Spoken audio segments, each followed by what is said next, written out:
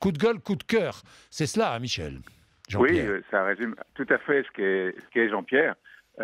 C'était un passionné, c'est quelqu'un qui travaillait, était extrêmement méticuleux dans la préparation de ses chroniques, qui avait une passion et qui était l'artisan de son propre talent. Il était à la fois journaliste, expert, il était extrêmement légitime et aussi acteur, parce que je pense que sa vraie passion était d'être comédien. Il l'a été quelquefois, Oui. c'était sûrement la plus grande envie de sa vie.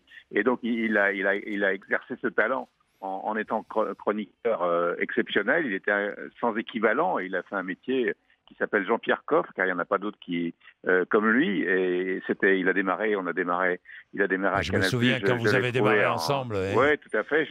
C'est Pierre Lescure, toi, on se tutoie, oui, Michel. Oui, c'est Pierre Lescure. C'est Il y Pierre avait Jean-Louis Burga aussi. On est allé dans un restaurant qui s'appelait... Il avait déjà le sens de l'autodérision, qui s'appelait chez Modeste. Donc, effectivement, ça lui allait très bien. Et je l'avais vu. Déjà, il faisait le show dans son restaurant. Et donc, on lui a fait faire des essais avant le démarrage de la chaîne. Et il a fait le premier matin avec moi. Et Gérard Depardieu était l'invité. Il est arrivé avec un panier avec des saucissons, de la charcuterie, du vin rouge. Et dès 8h du matin, il a trouvé sa place tout de suite. Et ensuite, il est resté sur la chaîne très longtemps. On a travaillé ensemble pendant 7 ans jusqu'à La Grande Famille. Jean-Luc Delarue m'a succédé. Il a continué. Puis vous connaissez la suite. Bien sûr. Il est allé sur différentes chaînes, différentes radios avec toujours autant de succès. Il était vraiment habité par la passion de ce qu'il faisait et de sa défense, évidemment, de l'artisanat, des petits producteurs. C'est vrai tout ce que tu me dis. Moi, j'ai connu aussi Jean-Pierre, moins que toi, j'ai moins fréquenté, même si à RTL, c'est moi qui l'ai fait venir pour une chronique à 8h20, il avait sa chronique, après le succès de Canal+, parce que c'est Canal+, qui l'a révélé au grand public. Effectivement, c'est là où il a démarré, mais enfin, il s'est révélé lui-même. Oui, il s'est révélé lui-même, oui, non, tu as raison. Mais il n'avait pas besoin de personne pour se révéler, parce que tu as raison, travailleur, sérieux, en même temps cabot, comédien, mais un comédien dans l'âme.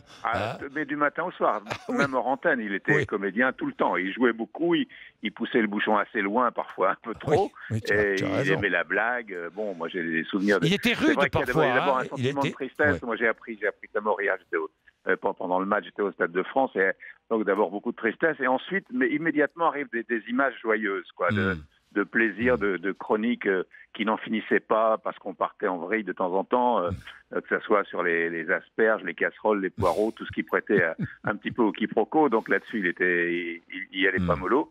Et donc c'est effectivement des choses très fortes qui restent. Et puis la comédie, souvent entourée Jean Carmet, et puis Gérard Depardieu, et puis Anémone, Michel Blanc, enfin toujours souvent entouré de comédiens un temps dans sa vie, parce que il avait un peu écrit aussi. Je parle pas de ses livres, je parle de pièces du théâtre. Oui, mais il était sur scène du matin au soir, en fait. C'est ça. Et moi, j'ai souvenir, j'ai quelques lignes dans l'un de chez moi. Il venait au vendange avec Gérard et avec Jean Carmet au début. C'est vrai que la consommation était sérieuse. Mais c'était des gens qui parlaient avec amour et passion. C'était pas, c'était un épicurien. C'était l'épicurien numéro 1, quoi. Oui, je suis content de souligner, tu as raison, vraiment, Michel, je suis content que tu soulignes le travail, parce que, devant le spectacle, derrière le spectacle, il y a le travail. Et il était très méticuleux. Oui, exactement. Et quand il faisait une chronique, il ne s'agissait pas de chambouler l'ordre de ce qu'il avait prévu, parce que ça se passait très mal ensuite en coulisses. Mais en revanche, quand on s'appuyait sur le socle de son travail, on pouvait après partir un peu en freestyle de temps en temps, mais c'était très rigoureux. De toute façon, on ne dure pas aussi longtemps si on ne travaille pas de façon rigoureuse. Après, il y a d'abord le travail, et ensuite il avait le talent, il additionnait les deux. Merci Michel. Merci Jean-Jacques. Merci, à bientôt. Au revoir, 9h57. Voilà l'hommage. Je voulais qu'on parle parce que, moi j'ai gardé un excellent souvenir de Jean-Pierre. Je vous le dis, franchement, on a passé des soirées mémorables.